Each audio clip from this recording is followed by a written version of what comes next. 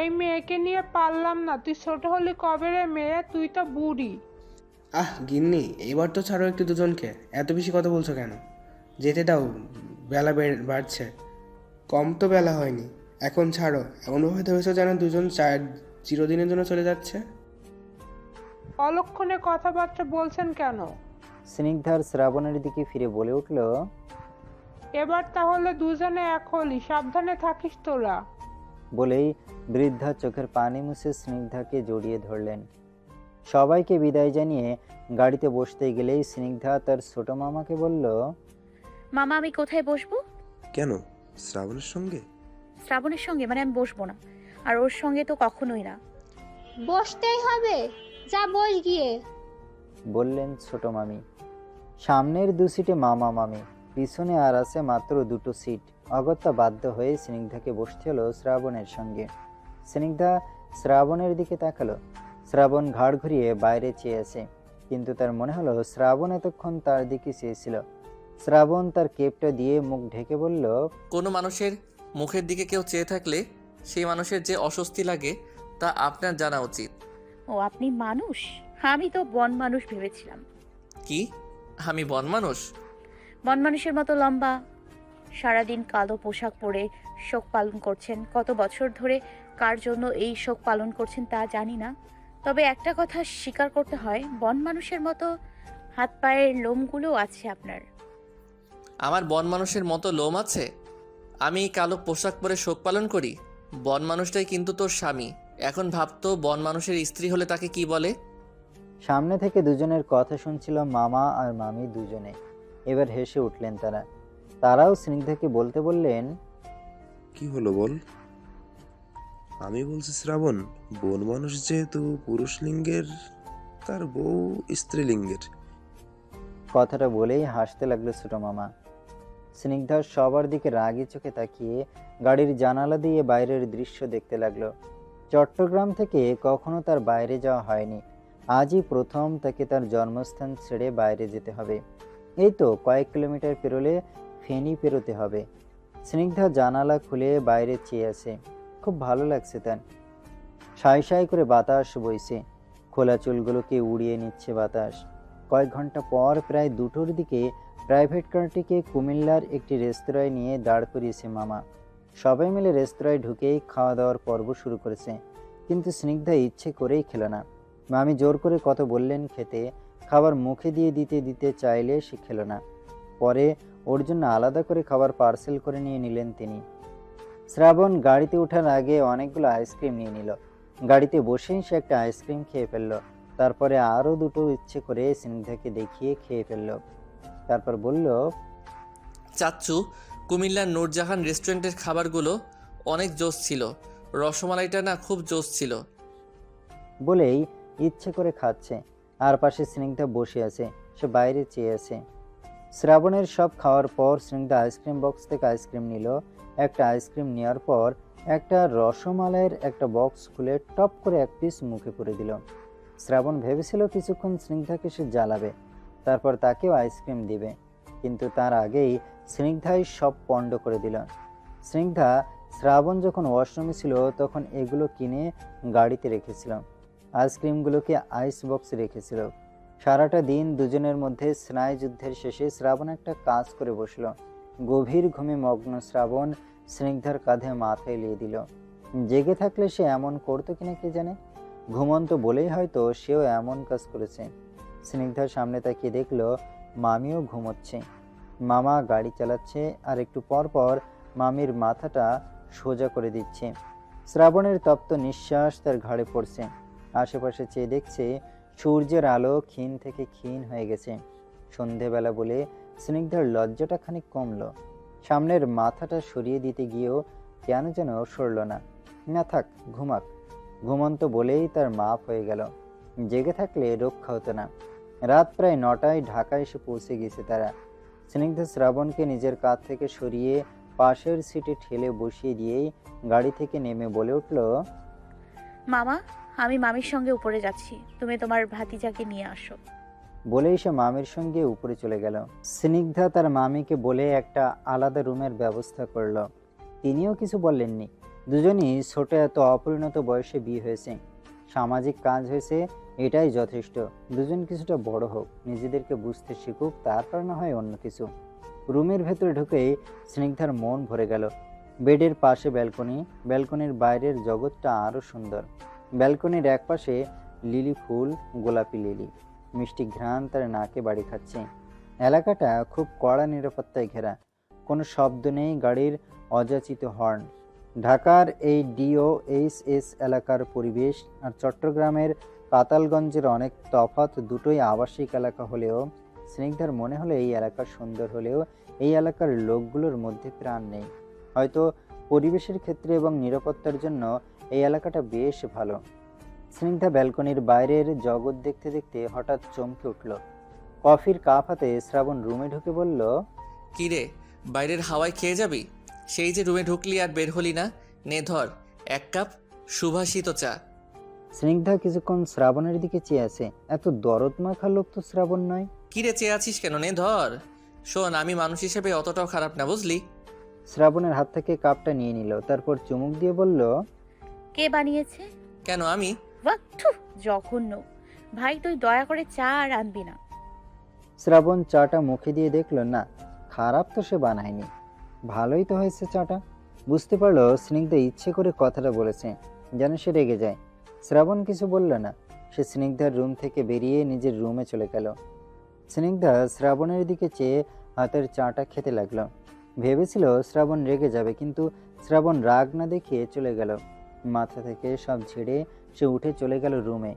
অন্যদিকে শ্রাবণ ভাবছে এই পাগল স্বভাবের চঞ্চল আর ঝগড়ুটে মেয়েটি কিভাবে তার স্ত্রী হয়ে গেল, এর থেকে দূর কিভাবে হবে, এই নিয়ে সংসার করবে কিভাবে। নেহাত দাদুর কারণে সব মেনে নিয়েছে, দাদুর কথা তো বাদ, এখন দাদিও তার হাত ধরে নাতনির হাত তুলে দিল তার হাতে।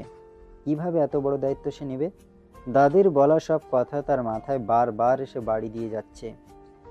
সকাল সকাল শ্রাবণ ইউনিভার্সিটির জন্য তৈরি হয়ে গেল। ছোট মামিও অফিসে চলে যাবে, মামা কিছুক্ষণ আগেই চলে গেছেন। স্নিগ্ধাকে ছোট মামি বললেন খালি বাসায় হয়তো তেমন ভালো নাও লাগতে পারে, খালি বাসায় একা না থেকে ছাদে চলে যেতে। সবাই বেরিয়ে গেলে স্নিগ্ধা পুরোটা সময় বসেই ছিল। বসে থেকে এক প্রকার বিরক্ত হয়ে গেল। না, এবার আর ভালো লাগছে না, ছাদে চলে গেল সে। ছাদে উঠেই দেখলো পাশেই দক্ষিণ দিকে রাতের বেলায় দেখা সেই লেক, আর তার উত্তরে একটা বিশাল বড় মাঠ। মামির কাছ থেকে শুনেছে ওটা ক্যান্টনমেন্ট এরিয়ার মাঠ। এই দুটো স্থান ছাড়া যতটুকু চোখ যায় শুধু উঁচু উঁচু দালান আর দালান। স্নিগ্ধার চোখ যায় তাদের পাশের ছাদেই একদল ছেলেমেয়ে দাঁড়িয়ে আছে, হাসাহাসি করছে। স্নিগ্ধা সেখানে একবার চেয়ে বাইরে তাকাতে লাগলো। মোবাইল ফোনটা হাতে নিয়ে নেড়েচেড়ে দেখতে লাগলো। না, ভালো লাগছে না। হঠাৎ মেসেঞ্জারে টুং করে শব্দ করে উঠলে মেসেঞ্জারে ঢুকেই দেখলো একটি মেসেজ রিকোয়েস্ট। একা বসে তুমি দেখছো কি একই নীল আকাশ? স্নিগ্ধার মাথায় একটা দুষ্টু বুদ্ধি এলো। কিছুটা সময় কাটানোর জন্য সে মেসেজ দিল, কিন্তু এখানে তো তারার দেখা পাবো না। তুমি চাইলে বৃষ্টি মেঘ ছিল রাঁচি, অপেক্ষা সুদূর বর্ষণের। আমার নীল আকাশেরও দরকার নেই, সুদূর বর্ষণেরও প্রয়োজন নেই। আমার সকল অভিযোগে তুমি, তোমার মিষ্টি হাসিটা কি আমি? জীবনে কোনোদিন দেখি নাই, আর হাসি তো দূরে থাক।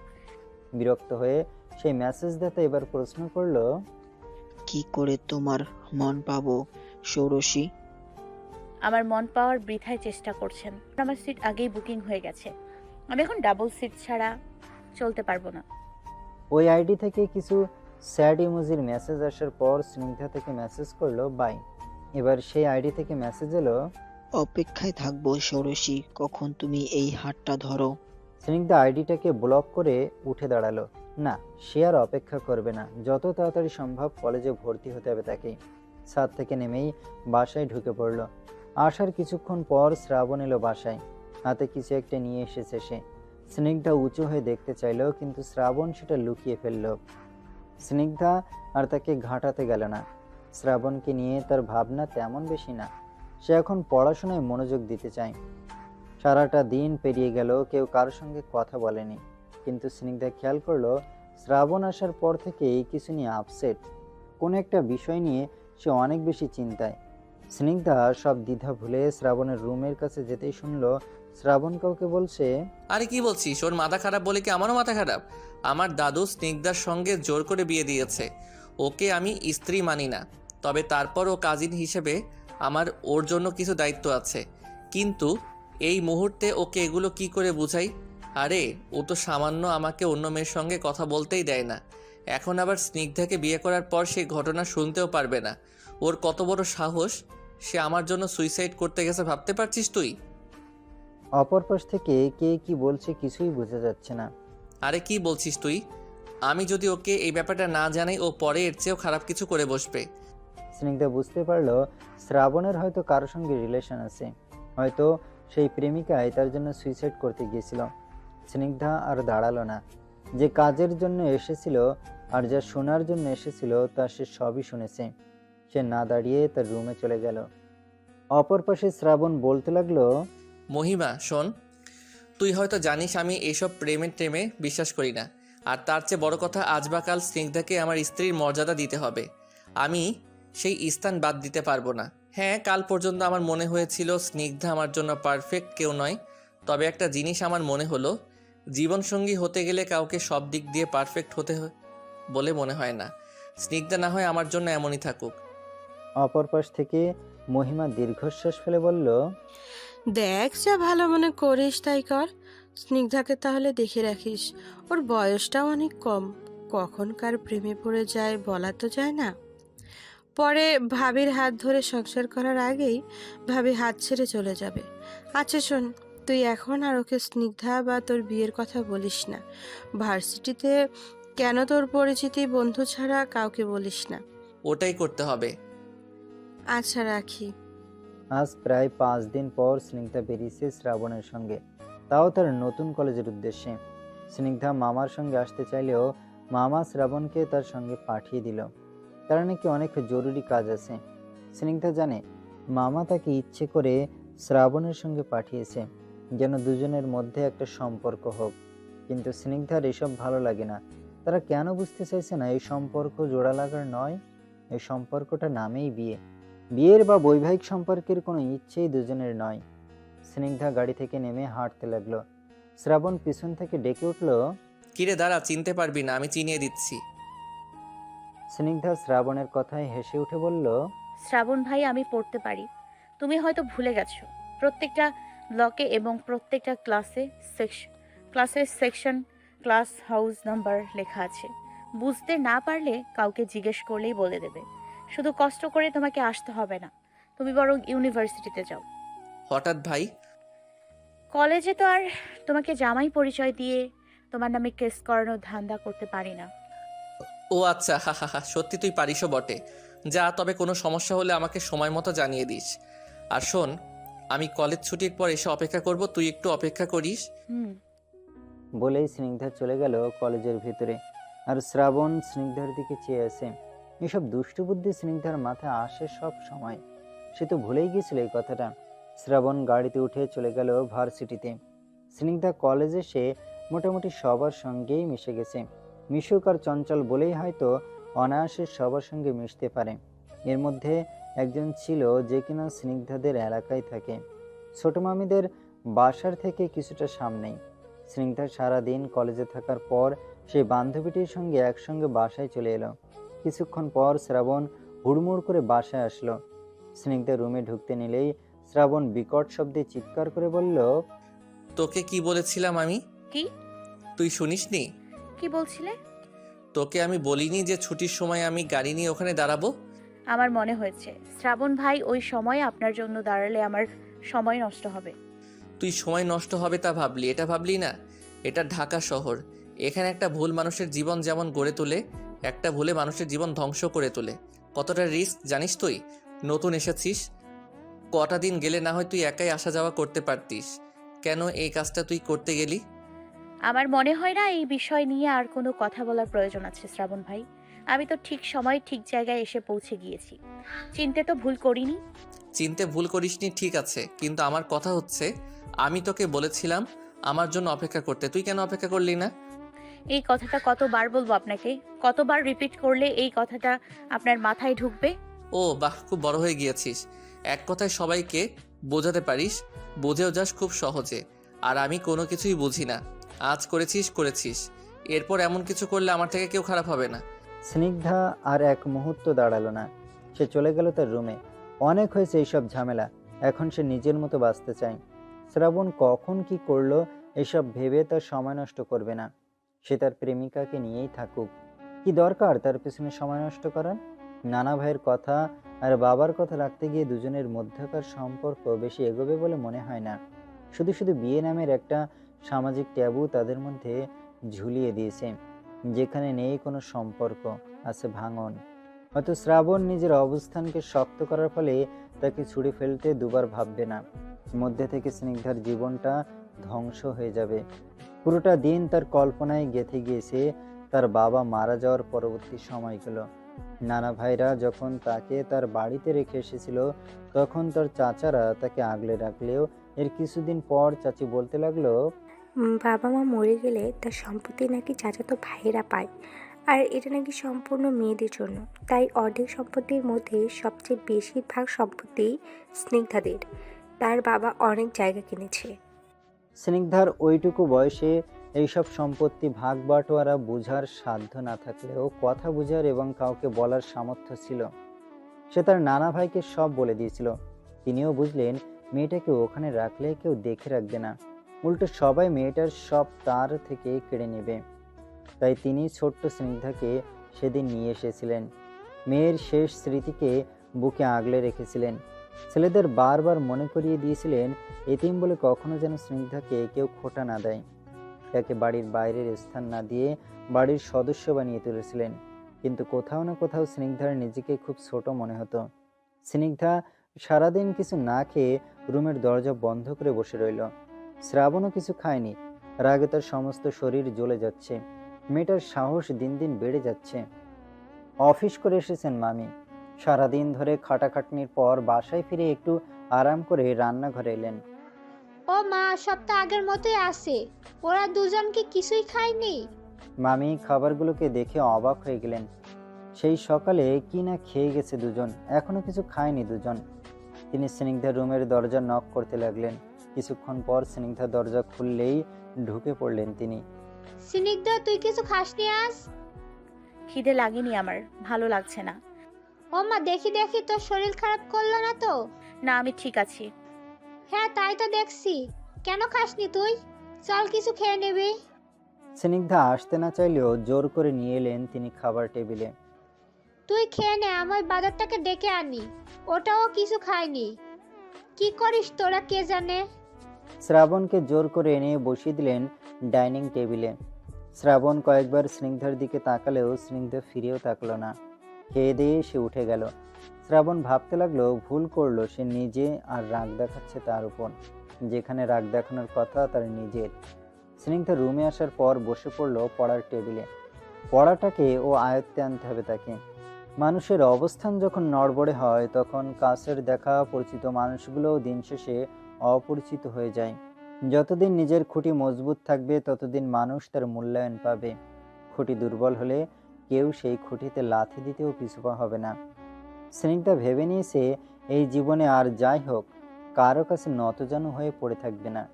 পরাশ্রিত জিনিসটা বেশ লোভনীয়, তবে তার ক্ষতিটাও কম নয়। এসব ভাবতে ভাবতে কখন সময় পেরিয়ে গেল আর পড়াটা তার হলো না। তবে ভাবনাগুলো বেশ ভালোই ছিল তার। পরের দিন সকালবেলা যথাসময়ে আবারও শ্রাবণের গাড়িতে করে যেতে হলো স্নিগ্ধাকে। ছুটির সময় শ্রাবণের সঙ্গে তাকে আবারও আসতে হলো। এ নিয়ে শ্রাবণ তাকে দ্বিতীয়বার কিছু না বললেও স্নিগ্ধা ঠিক সময় কলেজ গেটে এসে দাঁড়িয়েছিল। শ্রাবণের সঙ্গে এ নিয়ে ঝামেলা জড়ানো মানে দুজনের মধ্যে কথায় কথা বাড়বে। দরকার কি, চুপ থাকাই ভালো। শ্রাবণের সঙ্গে যত কম কথা বলা যায় ততই ভালো। শ্রাবণ অবশ্য কয়েকবার স্নিগ্ধার সঙ্গে কথা বলতে চেয়েছিল। স্নিগ্ধায় তার সঙ্গে ইচ্ছে করে কথা বলেনি। শ্রাবণের ফোনে কল আসতেই শ্রাবণ ফোন ধরল। শ্রাবণ ফোন তুলে দেখলো আজমাইনের ফোন। তুলেই বলল, আচ্ছা, তোরা অপেক্ষা কর, আমি আসছি। আমার কাজিনকে রেখে আসছি বাসায়। হ্যাঁ, এই তো কিছুক্ষণ আগে কলেজ ছুটি হয়েছে। স্নিগ্ধা গাড়ি থামার পরপরই নেমে গিয়েছে। আজ তার কোচিং সেন্টারে যেতে হবে। বাসায় গিয়ে সঙ্গে সঙ্গে তৈরি হয়ে নিল। তারপর কিছু খেয়ে আবার ব্যাগ নিয়ে বিল্ডিং থেকে নামতেই চোখ পড়ল পূরবীর উপর। মেয়েটা আসছে পিছনে, কাকে যেন দেখা যাচ্ছে। পূরবী দৌড়ে এসে তাকে জড়িয়ে ধরল। বাহ সিনিদা, তুই তো খুব ফাস্ট। আমার আগেই রেডি হয়ে গেলি আর খাওয়া দাওয়া করেছিস? উনি কে? ও, আরে আমার ভাইয়া। আম্মু বলেছে ভাইয়াকে নিয়ে যেতে, সন্ধ্যা হয়ে গেছে তাই। চল হাত হাতে পরিচয় করিয়ে দিই। আমার ভাইয়ার নাম আরমান। ভাইয়া আবার ইলেকট্রনিক্যাল ইঞ্জিনিয়ারিং নিয়ে পড়ছে ঢাকা ইউনিভার্সিটি থেকে। ও আসসালামু আলাইকুম ভাইয়া। ওয়ালাইকুম আসসালাম। ভাইয়া ওর নাম সিনিদ্ধা। ও আচ্ছা, কাল ওর কথা বলছিলি? জি, ওর কথা বলছিলাম। ওকে আবার বলিস না, তুই নাকি নতুন কাউকে পেলে পুরনো বান্ধবীদের বলে যাস। ভাইয়া তুমি এখনো আমাকে এই খোঁটা দিয়ে যাবে? ঠিকই তো বললাম। স্নিগ্ধা তাদের ঝগড়া দেখে হাসতে লাগলো। ইস, তার যদি একটা ছোট্ট ভাই বোন থাকতো, সেও তো কত দুষ্টুমি করতে পারত। মলিন হওয়া মুখটাকে আবার হাসিয়ে নিয়ে বলল, কিরে, ভাইয়া কি সত্যি বলছে? তুই তাহলে নতুন কাউকে পেলে আমাকেও ভুলে যাবি? না না না, কখনোই না। তুই আমার ভাইয়ের কথা শুনিস না। ও শুধু মিথ্যা কথা বলে। পূরবী আরমানের গায়ে ঠাস ঠাস করে দুটো কিল দিয়ে দিল। তিনজন গল্প করতে করতে কখন চলে এলো ভুলেই গিয়েছে তারা। কোচিং থেকে ঠিক 7:30টায় ফিরল। বাসার নিচে স্নিগ্ধাকে পৌঁছে দিয়ে দুই ভাই বোন চলে গিয়েছে। কিছুক্ষণ পর পাশে থাকা মোবাইলে আননোন নাম্বার থেকে কল আসলো স্নিগ্ধার কোচিং থেকে। এসে পড়ার টেবিলে বসতেই ফোন এলো। ফোন ধরে হ্যালো বলতে অপর পাশ থেকে কিছু শুনতে পেল না। পরপর দুবার বলল, হ্যালো হ্যালো। বিরক্ত হয়ে বলল, কথা বলছেন না কেন? নারী কণ্ঠ শুনলে ভালোই লাগে না? হ্যাঁ, বিরক্ত করার একটা লিমিটেশন আছে। ফোন ধরে রেখে কোনো কথা বলছে না কেন? আপনার কোনো কাজ না থাকলেও আমার কাজ আছে। অপর পাশ থেকে কিছুই শোনা গেল না, শুধু শুনতে পাওয়া গেল নিঃশ্বাস আর কিছু নেড়ে চেড়ে ওঠার শব্দ। তারপর ফিক করে হেসে উঠল মোবাইলের অপর প্রান্ত থেকে একটি মেয়ে কণ্ঠ। স্নিগ্ধা চমকে উঠল। এবার তার মেজাজ চড়া হয়ে গেল। সে মেয়েটিকে ধমকে উঠল, তুই পূর্বী, এটা কেমন মজা? এভাবে কেউ ফোন দিয়ে বিরক্ত করে? তোর পাশে আর কে আছে রে? ধরে ফেললি? বাহ, কি ধমকই না দিলি রে তুই। এই, তোকে কেউ এইভাবে জ্বালায় নাকি সবসময়? না, তুই জ্বালিয়েছিস, আর কেউ জ্বালায় না। বাই দ্য ওয়ে, তোর সাথে আর কোন বাদর আছে রে? স্নিগ্ধার কথা শুনে পূরবীর পাশে থাকা তার কাজিনরা খিলখিল করে হাসছে। এই তো আবার হাসছে। বলবি তুই কে তোর পাশে? আমার ফুফাতো বোনেরা এসেছে, দুই যমজ আর পাজি। আমি তোকে ফোন করব, একজন আমার মুখে চেপে ধরেছে আর অন্যজন মোবাইল নিয়ে রেখেছে। কি পরিমাণ বিচ্ছু ভাবছিস?